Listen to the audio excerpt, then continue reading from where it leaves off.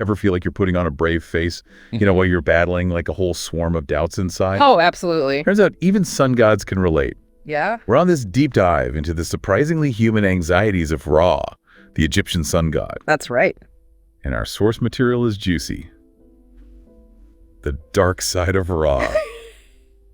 This isn't your grandma's mythology lesson, folks. It really isn't. This text, it takes us way beyond the usual, Ra creates the world narrative. Right. This is about what it means to be a god, the weight of that responsibility. Okay, so, picture this. Ancient Egypt, sun god Ra, we've all heard the basics. Right. But this book, whole new perspective. Totally. It takes us back to the very beginning. Before time, Ra's not even a god yet. More like this raw primal force. I like it. Ra. Yeah, and the way the text puts it is, he could feel the weight of eternity even before he created time. Whoa, okay, hold on.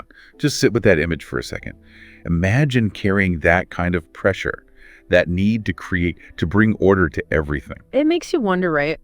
Was Ra ever truly excited to be the giver of life? Right. Or was it just this, heavy expectation he was carrying? Yeah, was it a calling or a burden? That's the question that runs through the entire text, It's less about Ra as this perfect, all-powerful deity. Yeah. And more about Ra wrestling with, honestly, the same anxieties we all feel. Yeah. The need to have a purpose, to make a difference. And then that fear that maybe we might not be enough. See, this is what I love about digging into these old myths. You think of a god, the sun god no less, and you think, what could they possibly be worried about? Right. They're at the top. Exactly. But this book, it flips the script. It humanizes him. It does. And this is where the psychological depth comes in. The text isn't shy about showing us Ra's internal struggles. He creates life, right? Brings light to the world. Big deal. That's his job, right? Right. But he feels increasingly isolated from it all.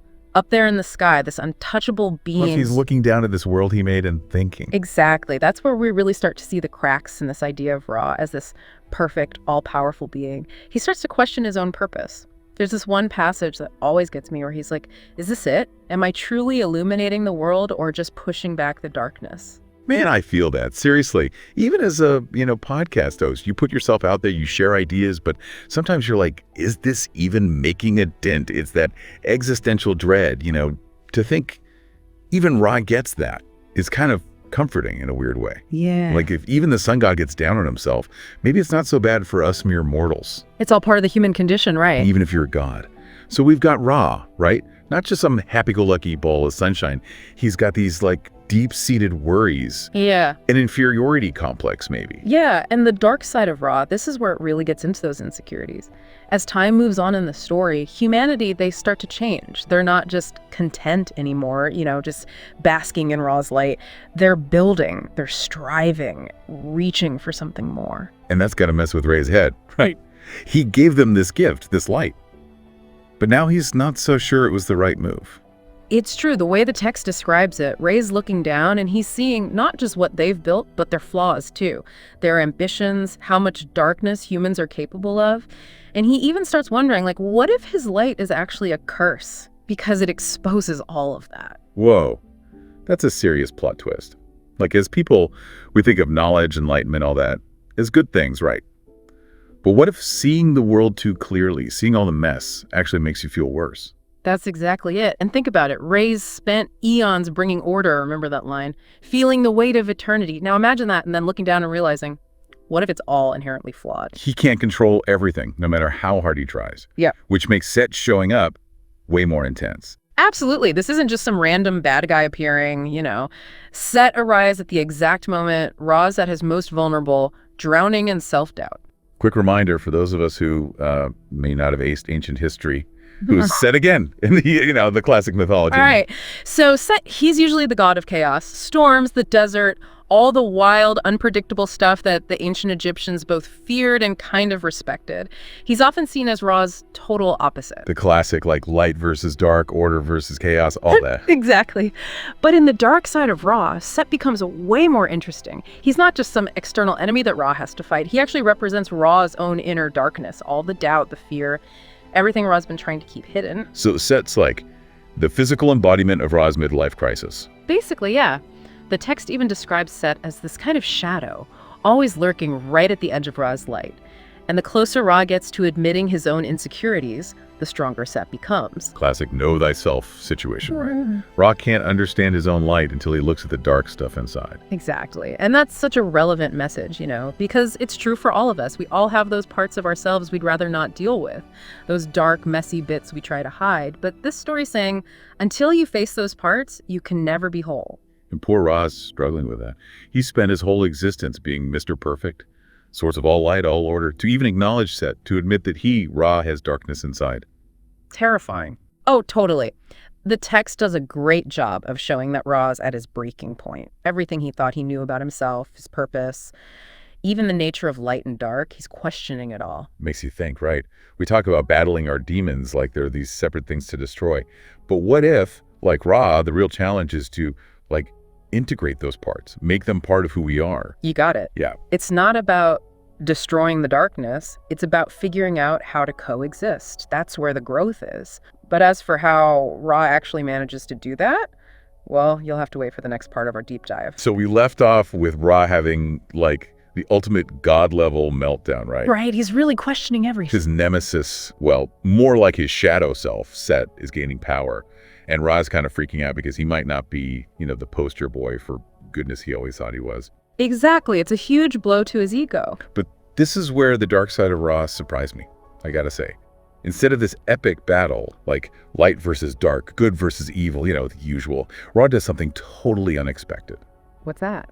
He listens. Oh, wow. He actually listens to Set. Yeah, really listens to the thing that embodies all his deepest fears and insecurities. Talk about keeping an open mind. Yeah, it's incredible to just stop fighting for a second and actually hear what the darkness has to say. That's a game changer. Right.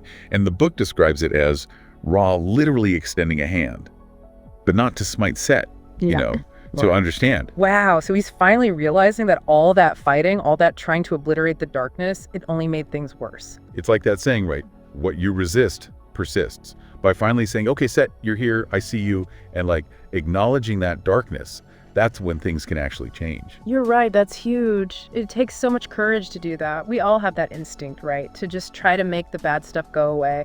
But Ra's showing us that sometimes you got to do the opposite. You got to lean in. It's kind of beautiful in a way. I mean, it would have been so easy for him, a god, to just keep blasting Set with sunlight and pretending the darkness wasn't there. Oh, absolutely. But he chooses vulnerability instead. He chooses real connection. That's a powerful message. Totally. So how does that change things? I mean, what happens to Mr. Sun God after he has this come to darkness moment? It changes him fundamentally. The text actually describes his light becoming softer, no longer harsh, but understanding. By embracing that darkness, he actually found a new kind of strength. Okay, so all this God-level introspection is great, but what about us? What can we take away from Ra's journey, especially those of us who can't just, create life and command the sun to do our bidding? Well, it's like you said earlier, we all have that darkness inside us as parts of ourselves we'd rather hide. And Ra's story, it's a powerful reminder that running from those parts, it doesn't work. In fact, it usually makes things worse. Right, like trying to ignore a stain on your shirt. Yeah. It's not going anywhere until you actually deal with it. Exactly. It's when we can look at the mess, acknowledge it, and honestly accept it as part of who we are, that's when the real growth happens. It's like that Carl Jung quote, right? One does not become enlightened by imagining figures of light, but by making the darkness conscious. And who better to learn that from than, the god of the freaking sun?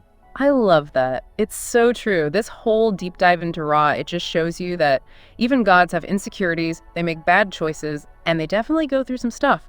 But the cool thing is, they can learn and change, just like us. It makes you realize that those ancient stories, they're not so ancient after all. We're all just trying to figure things out, gods and humans alike. Exactly. Well, on that note of universal struggle and hopefully eventual enlightenment. Hopefully. Any final thoughts for our listeners before we wrap up our deep dive into the dark side of Ra? Just this. If you're fascinated by these themes of light and dark, the human and the divine, definitely check out Mention, related themes, authors, etc. There's a whole universe of mythology out there just begging to be explored. So until next time, keep asking the big questions. Keep exploring the hidden stuff. Who knows, you might just find out that those ancient myths, they've got a lot to say about the world we live in right now.